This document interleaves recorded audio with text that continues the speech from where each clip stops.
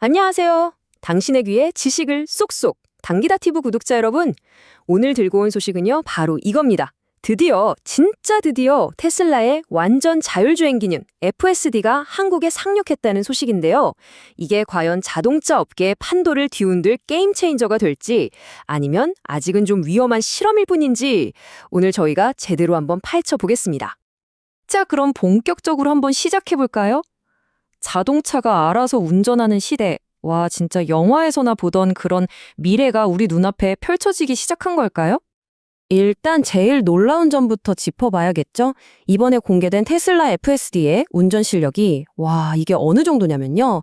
자동차 전문가들조차 이건 거의 사람인데? 하면서 혀를 내둘렀다고 합니다. 특히 일반 도로에서 달리는 걸 보면 이게 사람이 운전하는 건지 기계만 하는 건지 구별하기가 힘들 정도의 퍼포먼스를 보여준대요. 근데요, 그게 기존에 있던 스마트 크루즈 컨트롤 같은 운전 보조 기능이랑 구체적으로 뭐가 다른 거죠? 그냥 앞차 따라가고 차선만 지켜주는 거랑은 차원이 다른, 뭐가 더 특별한 게 있다는 말씀이시죠? 네, 맞아요. 아주 정확한 질문이십니다.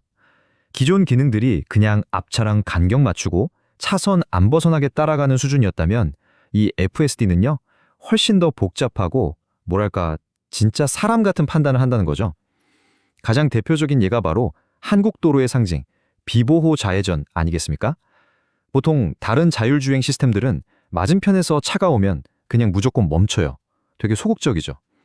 근데 테슬라 FSD는 완전 달랐다는 겁니다.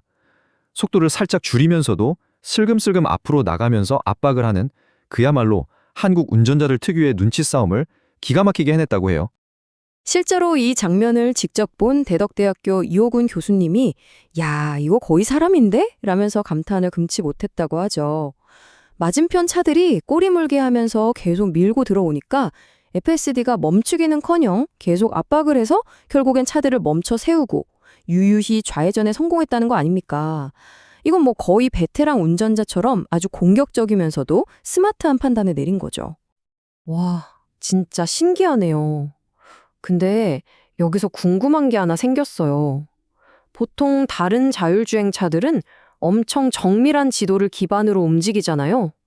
근데 우리나라는 보안 문제 때문에 그 고정밀 지도를 해외로 못 가져가게 막아놨는데 테슬라는 어떻게 지도도 없이 그런 운전을 할 수가 있는 거죠? 아, 바로 그게 테슬라 기술의 핵심입니다. 여기 표를 보시면 딱 비교가 되죠? 웨이모 같은 대부분의 회사들은 고정밀 지도에다가 라이다 같은 비싼 센서를 덕지덕지 붙여서 말 그대로 정해진 길을 따라가는 방식을 써요. 안정성은 높을 수 있는데 지도가 없는 새로운 길은 절대 못 간다는 치명적인 단점이 있죠. 반면에 테슬라는요, 비전 올리. 딱 8개에서 10개 정도의 카메라만으로 마치 우리 사람이 눈으로 세상을 보듯이 실시간으로 주변 상황을 보고 판단하는 거예요. 그러니까 고정밀 제도가 필요 없는 거고, 그래서 확장성 면에서는 진짜 압도적으로 유리한 거죠. 네?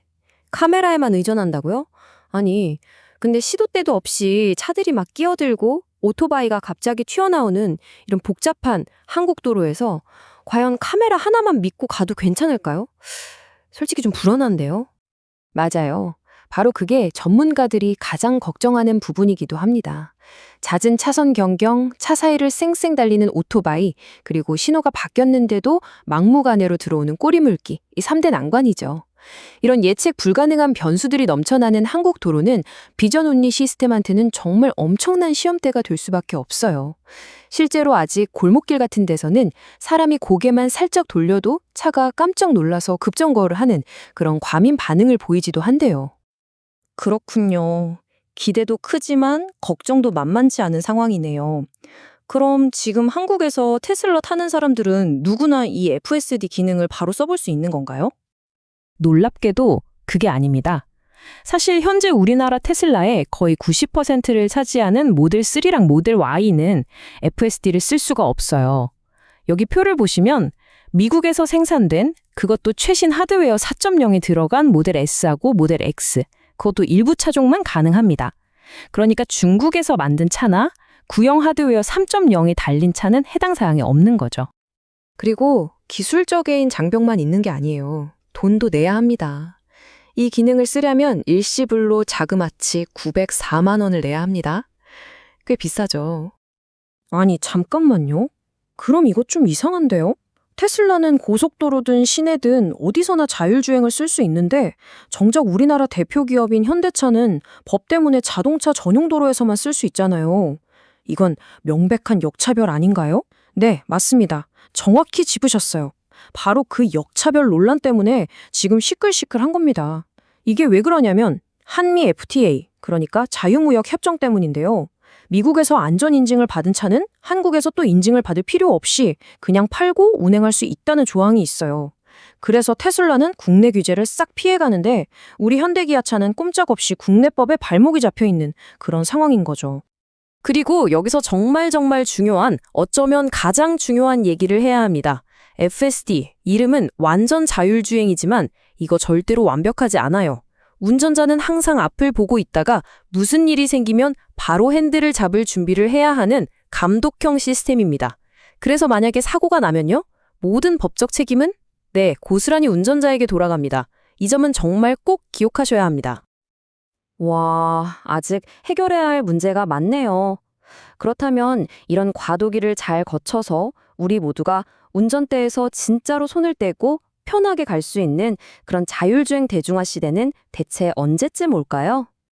전문가들은 대략 이런 타임라인을 그리고 있습니다. 일단 이번 테슬라 FSD 상륙이 조용한 연못에 풀어놓은 메기 한 마리처럼 멈춰있던 우리나라 규제 논의에 불을 붙일 거예요. 여기에 자극받은 현대기아차가 2025년 하반기쯤이면 대항마 기술을 내놓을 걸로 보이고요. 2030년 정도 되면 서울 같은 대도시에서는 자율주행차가 돌아다니는 걸 심심찮게 볼 수 있을 겁니다. 하지만 전 세계 모든 도로를 자율주행차가 누비고 이제 운전면허 필요 없는 거 아냐? 이런 얘기가 나오려면 완벽한 기술이 나오고도 한 20년은 더 걸릴 거라는 게 중론입니다. 하지만 그 잠재력만큼은 정말 어마어마합니다. 우리나라는 이미 65세 이상 인구가 20%를 넘는 초고령 사회잖아요. 운전이 점점 힘들어지는 어르신들, 또 장거리 운전이 잦은 분들, 그리고 저 같은 운전 초보자들까지. 이런 분들만 생각해도 자율주행 시장은 그야말로 무궁무진하다고 할 수 있겠죠? 자, 이제 마지막 질문을 던져보겠습니다. 비보호 좌회전에서 눈치 싸움까지 해내는 이 놀라운 기술 발전.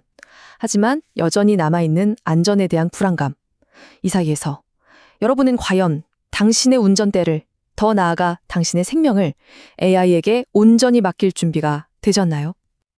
네, 저희가 오늘 준비한 이야기는 여기까지입니다. 운전의 미래에 대해 한 번쯤 다시 생각해보는 시간이 되셨으면 좋겠네요.